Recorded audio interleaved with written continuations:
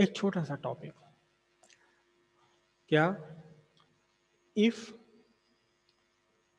Spring is cut into an identical parts. अगर किसी spring को आप एन आइडेंटिकल पार्ट्स में काट दें तो क्या होगा? ध्यान से समझना। एक स्प्रिंग है आपके पास,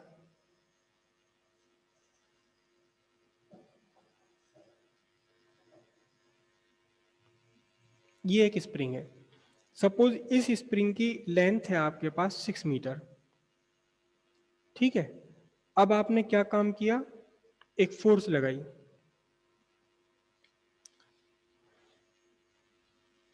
एक फोर्स लगाई, इतनी फोर्स लगाई कि अब टोटल लेंथ हो गई क्या?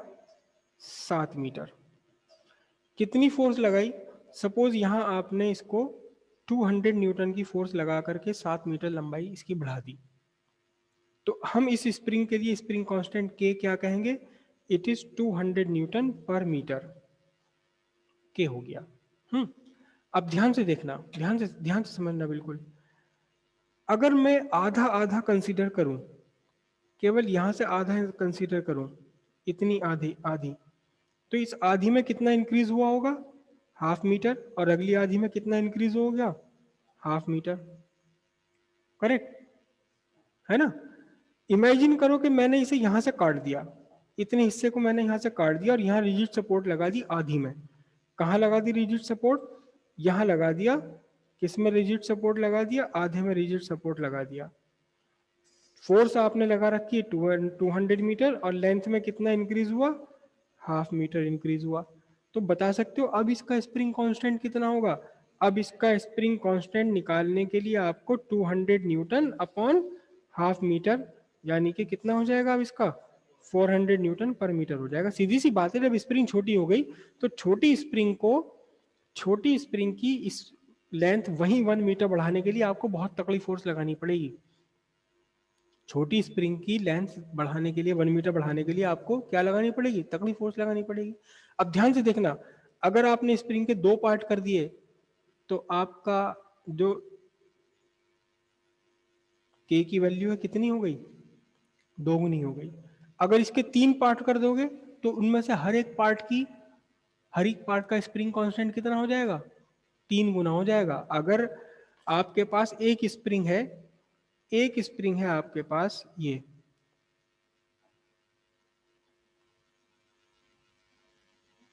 ये आपके पास एक स्प्रिंग है यहां, और आपने क्या कर लिए? इसके n पार्ट्स कर दिए आपने। कितने पार्ट्स कर दिए? इसके n पार्ट्स आपने कर दिए। ठीक है, तो spring constant of original spring कितना है? k है। तो नंबर ऑफ पार्ट्स कितने करे आपने? नंबर ऑफ पार्ट्स आपने कर दिए n। Spring constant of each part, एक पार्ट का स्प्रिंग कांस्टेंट कितना हो जाएगा? n times k। कितना हो जाएगा? n टाइम्स k हो जाएगा। करेक्ट। अब ध्यान से समझना, देखो बहुत ध्यान से समझना। Time period with original spring के साथ time period t is equal to 2π√m/k। ठीक है, time period with one part of spring T dash is equal to 2π√, वही मास लटकाया लेकिन इस बार n की वैल्यू क्या हो गई? n के हो गई। k की वैल्यू कितनी हो गई? n के हो गई। किसके लिए? देखो, इस पूरी स्प्रिंग के लिए आपने एक मास लटकाया इसके साथ में, तो आपके पास टाइम पीरियड आया ये रहा 2। फिर आपने n पार्ट्स कर लिए, तो उसमें से एक पार्ट, सिर्फ एक पार्ट लेकर अगर आप मास लटकाओगे तो कितना आएगा? क्योंकि इसके स्प्रिंग कांस्टेंट n के हो गया, तो t डैश 2π√m के। अब ध्यान से देखना, जरा ध्यान से देखना, इसको मैं सारे को हटा लूं यहां से, तो t डैश कितना बन जाएगा? बता सकते हो? t डैश बन जाएगा आपका t/√n, यानी कि टाइम पीरियड कम हो जाएगा, पहले वाले से कम हो जाएगा। ठीक है, अब ध्यान से देखना, अब ध्यान से देखना, ये जितने पार्ट्स बने, जितने पार्ट्स बने, कितने पार्ट्स हैं ये n, इन सारे n पार्ट्स को आपने पैरेलल में जोड़ लिया। ये एक पार्ट, दूसरा पार्ट, तीसरा पार्ट, चौथा पार्ट, पांचवा पार्ट, इन सबको आपने कहा जोड़ लिया? पैरेलल में जोड़ दिया। तो if all the parts are connected in parallel, तो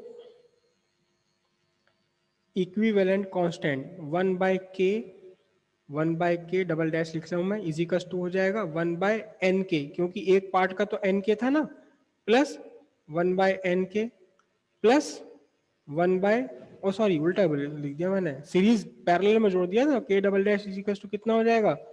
k डबल डैश हो जाएगा nk प्लस nk और कितनी बार? n times. तो k डबल डैश कितना बन जाएगा बोलो? n square k। अब आपका टाइम पीरियड कितना बनेगा? अब आपका टाइम पीरियड बन जाएगा 2/√m/n²k। अब मैं इसको अगर यहां से इसके साथ में कंपेयर करूं तो कितना बनेगा बोलो? t double dash equals to t/n, क्योंकि स्क्वायर रूट में से ही स्क्वायर कट जाएगा ये। सिंपल सी बात है, एक आपके पास लंबी स्प्रिंग है, लंबी स्प्रिंग को आपने n पार्ट्स में कनेक्ट कर दिया, एक पार्ट को लेकर अगर आप टाइम पीरियड निकालेंगे तो वो पूरी वाली स्प्रिंग के टाइम पीरियड से 1/√n टाइम्स आ जाएगा। ये टाइम पीरियड पूरी स्प्रिंग का है, ये टाइम पीरियड किसके लिए है? ये सिर्फ एक पार्ट के लिए। और उन सारे पार्ट्स को अगर आपने पैरेलल में जोड़ दिया तो टाइम पीरियड और कम हो जाएगा। अब कितना हो जाएगा? ओरिजिनल स्प्रिंग का जितना टाइम पीरियड था उससे 1/n टाइम्स कम हो जाएगा। समझ आ गई इतनी? जब आपने काट लिया तो इसमें से हर एक पार्ट का कांस्टेंट कितना बन गया? n times. कांस्टेंट तो n टाइम्स हो गया, और जब आपने सारे पार्ट्स को आपस में जोड़ दिया तो अब इसका इक्विवेलेंट कांस्टेंट कितना हो गया? n² हो गया। क्लियर हो गई इतनी बात? पक्का क्लियर हुई? क्या चीज? n²? ये कहां से आ गया? ये कैसे आ गया? ये इनको जोड़ करके हैं, इनको जोड़कर n² कैसे आ गया? चलो बड़ी छोटी सी प्रॉब्लम है, बेसिक प्रॉब्लम है, और ये यूट्यूब पर भी कई बच्चों ने पूछा कि जी n² कैसे लिख दिया आपने। देखो जरा ध्यान से एक बात सुनो, मैंने एक लिखा x इजिकल्स टू 5 + 5 + 5, तो कितना होगा ये? 5 यहां से कॉमन ले लो, 1 + 1 + 1 है ना, कितना हो जाएगा? 5 × 3। मैंने लिखा y इजिकल्स टू 9 + 9 + 9 + 9 + 9 + 9, तो कितना होगा? यहां से 9 कॉमन ले लो, 1 2 3 4 5 6, कितना आ जाएगा ये? 9 × 6 7 है, 1 2 3 4 5 9 × 6 आ जाएगा ना ये, है ना? तो अब देखना जरा ध्यान से, मैंने z इजिकल्स टू लिखा 9 × 2 प्लस 9 × 2, z मैंने लिखा 9 × 2 प्लस 9 × 2 प्लस 9 × 2